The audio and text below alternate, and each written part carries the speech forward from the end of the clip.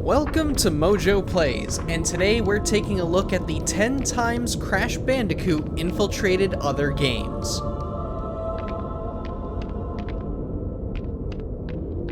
While Crash has crossed paths with a certain purple dragon on several occasions, he has also found his way into many other titles unexpectedly. We'll try not to focus too much on Spyro's adventures, but tell us, which of these cameos and Easter eggs surprised you the most? Let us know down in the comments, and I'll see you there. Before we begin, we publish new content all week long, so be sure to subscribe and ring the bell to get notified about our latest videos. The Legend of Spyro, A New Beginning. Nintendo DS version specifically.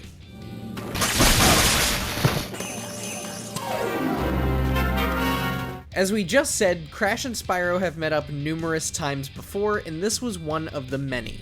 In the Nintendo DS version of the first Legend of Spyro game, Crash can be found in the level Dante's Freezer. Unfortunately, he's got himself tied up and roasting over a fire.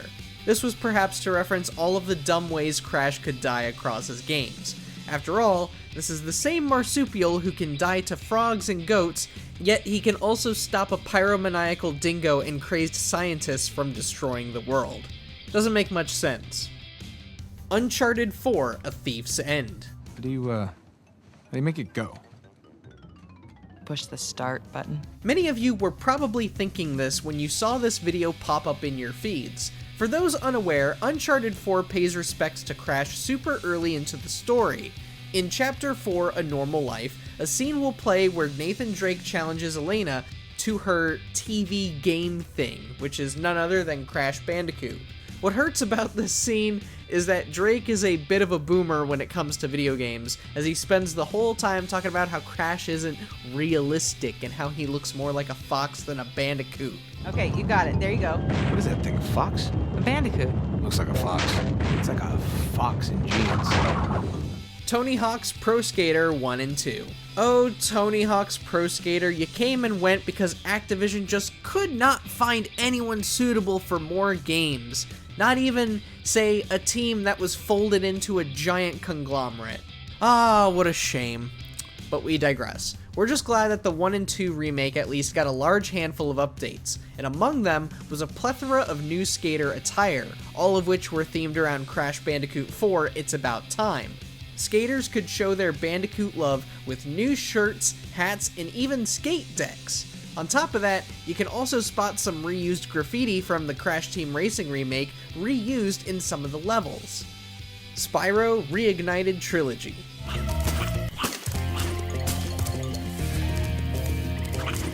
Speaking of remakes, Spyro Reignited makes one clear connection to Crash Bandicoot several times. Across all three games, you might find characters interacting with what appears to be a Wumpa fruit.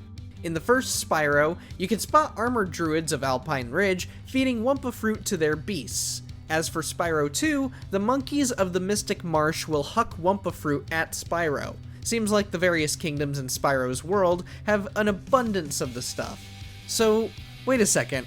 Why did Cortex try to conquer Spyro's world in Spyro Orange when it's been said by him that he's allergic to Wumpa? What? This doesn't make any sense. GoldenEye 007. You'll have to take a break from shooting in order to spot this one. In the bonus mission Aztec, Bond infiltrates the ancient ruins of Teotihuacan just like in the 1979 movie Moonraker. However, there is one thing you'll find here that isn't featured in the movie: a possible cameo from Crash Bandicoot. One of the textures on the walls looks eerily like a rodent with shoes, shorts, and an exposed belly button chained up. Admittedly, this is a little bit hard to make out and maybe requires a couple of hoops to jump through, but once you see it, you can't unsee it. Ultra Kill.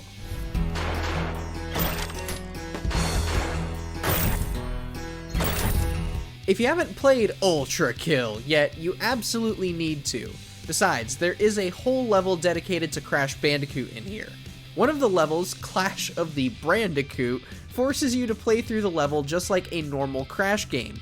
V1 can even spin enemies away just like our marsupial, and if you break all of the crates, which by the way look exactly like they do in the games, V1 will do the famous crash dance beat for beat. On top of that, you can unlock the ability to use this mode for the rest of the game's levels.